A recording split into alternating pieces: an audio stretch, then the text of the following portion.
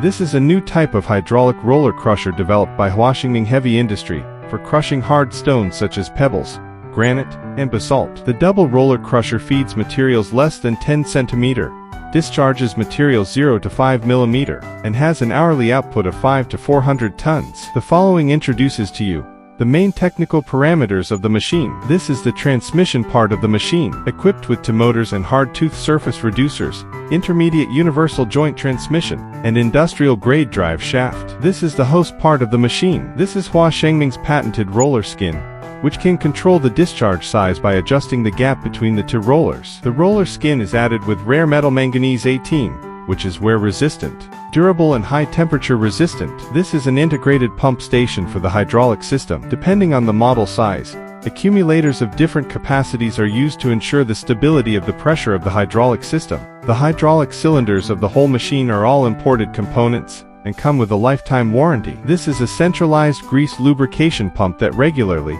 and quantitatively adds grease to the forebearings to reduce the daily maintenance burden on workers. The double roller crusher is a new energy-saving crusher that is superior to traditional crushers such as hammer crushers and VSI. It is widely used in the fields of construction, mineral processing, and sand making.